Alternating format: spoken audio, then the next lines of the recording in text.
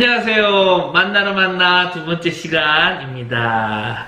오늘은요, 2016년도에 나온 이 팀 켈러의 탕부 하나님이라는 책으로 한번 정리를 해보려고 합니다. 어찌 보면 아시는 분은 다 아시는 책이고 또 뭐 한물간 책 아니냐? 라고 말씀하실 수도 있겠는데, 아직도 이 책은요, 이 겉표지에 예수 복음의 심장부를 찾아서 어느 선교사님보다 더 열심히 전 세계 구석구석으로 전해지고 있는 책 중에 하나입니다.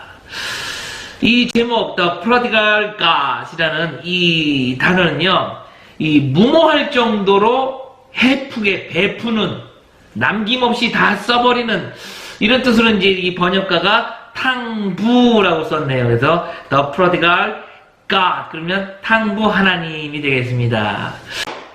들어가는 말을 보면은요, 이 짤막한 책의 취지는 복음의 본질을 제시하는 데 있다 라고 하면서 기독교 신앙의 입문서다라고 이야기를 하고 있습니다. 이 비유는 흔히 탕자의 비유로 불려지지만 나는 그 명칭을 가급적 쓰지 않을 것이다. 한 아들만을 이야기의 초점으로 떼어놓는 것은 옳지 못하다.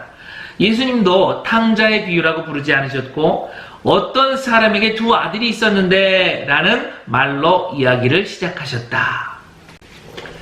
그러니까요, 돌아온 둘째 아들의 포인트를 너무나 맞추면 예수님께서 하시고자 하는 그 말씀을 발견하지 못할 수도 있다, 이런 말인 것입니다. 두 아들이 각기 다른 모습으로 하나님으로부터 멀어져 있는 그 상태를 보여주고 있는 것입니다. 나의 마음이 어쩌면 첫째 아들의 마음일 수도 있고요, 또 어쩌면 둘째 아들의 모습일 수도 있겠지만 더 중요한 것은 하나님 아버지의 마음을 발견해내는 것이 우선이다라는 말씀을 드리고 싶습니다. 이 1단원의 제목은요, 나는 왜 예수 앞에 나오는가입니다. 이것보다 이 더 자극적인 문장은요, 소제목이에요. 이야기의 타겟은 따로 있다. 제가 한번 읽어드리겠습니다. 탕자의 비유에서 예수님의 가르침은 누구를 향한 것인가를 먼저 다루고 있습니다.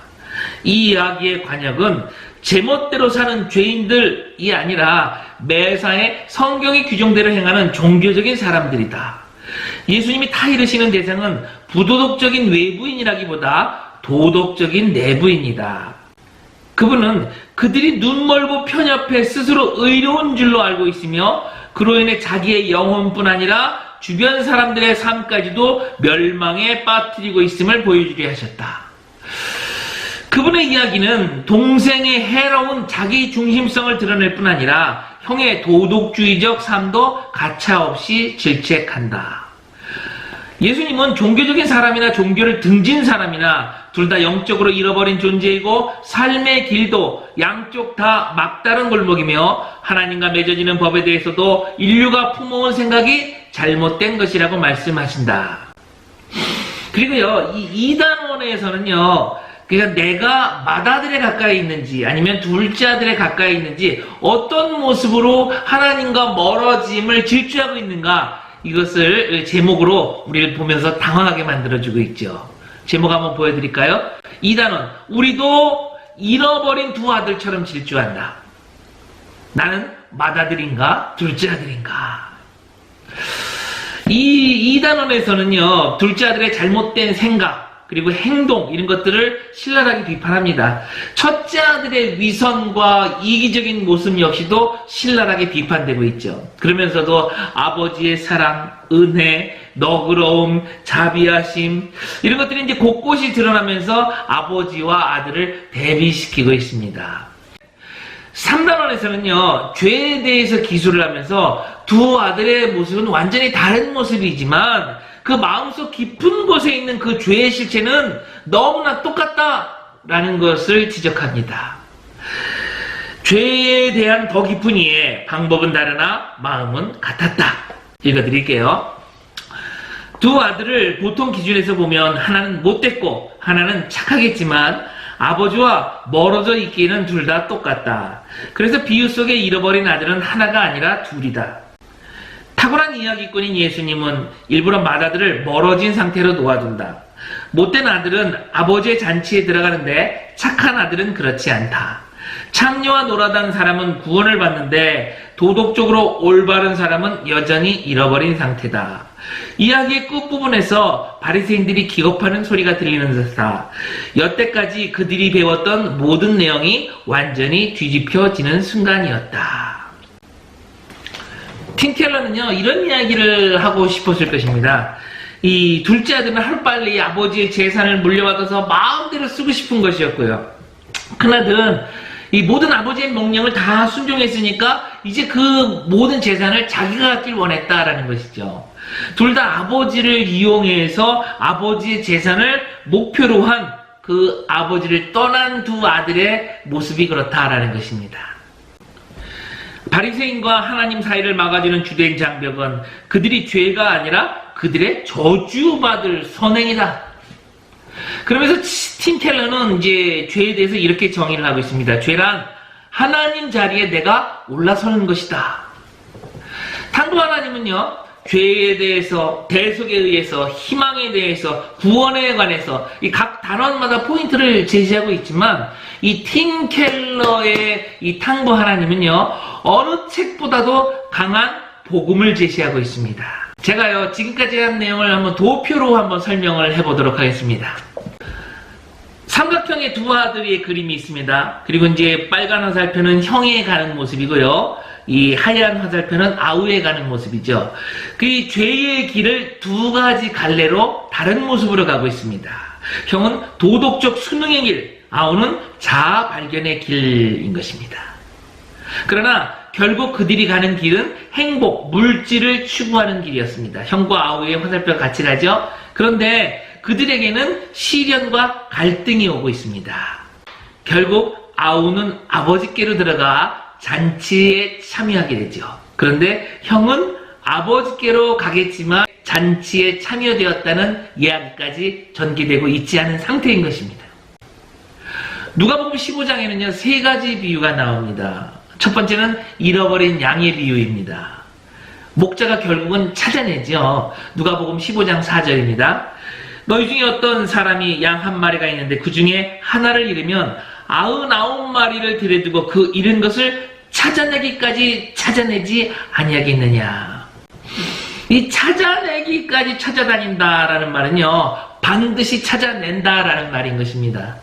그리고서는 찾아내서 이웃과 잔치를 하죠.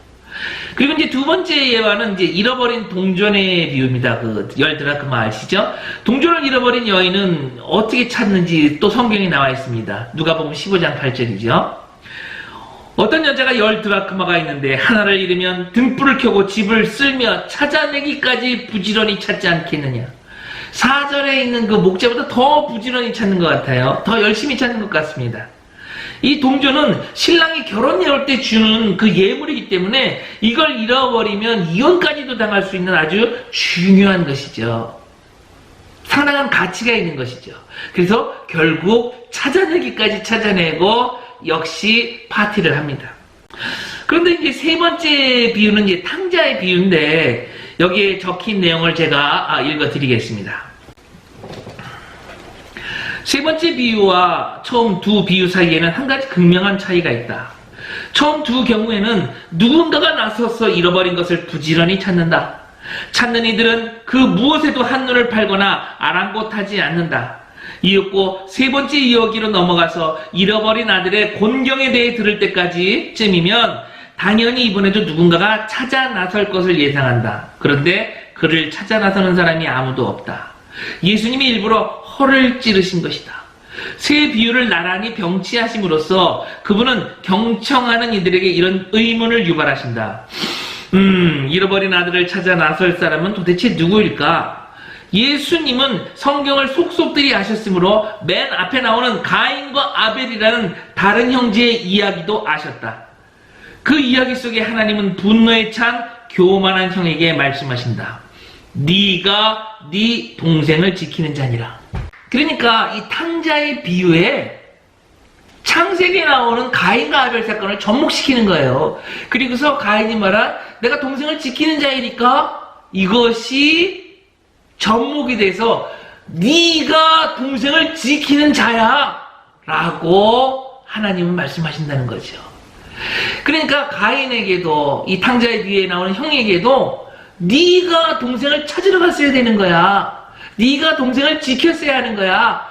네가 동생을 지키는 자야 라고 송곳 같은 말씀을 전해주고 있는 것입니다. 두 탕자의 이야기는 귀양의 잔치를 끝이 납니다. 성경의 맨 마지막 장면인 그 요한계시록도 어린 양의 혼인잔치입니다. 잔치가 벌어질 새 예루살렘에서는 이 땅에서는 볼 수 없는 생명나무도 있을 것입니다. 예수님의 첫 기적도 바로 가나안의 혼인잔치였습니다. 팀 켈러는 예수님을 이렇게 표현합니다. 그분은 진정한 연회장이요 잔치의 참 주인이시다. 성경은 여호와의 선하심을 믿고 동의하는 데 그치지 말고 맛보아 알지니라 라고 말씀을 하십니다. 혹시 당신이 수치심과 괴로움과 모욕감과 무기력함이 내 속에서 떠나질 않고 있다면 여호와 하나님이 어떤 분인가를 이성적으로만 아는 것이 아니라 관념적 개념적으로만 아는 것이 아니라 하나님을 맛보아 아는 그런 저와 여러분이 되기를 소망합니다. 자비의 단맛, 긍휼의 단맛, 하나님의 단맛, 말씀의 단맛, 그것이 바로 복음의 단맛이겠죠. 그 하나님을 내 입속에서 느끼시기 원합니다. 그러면 그분이 저와 당신을 받아주신 것을 깨닫게 될 것입니다. 할렐루야.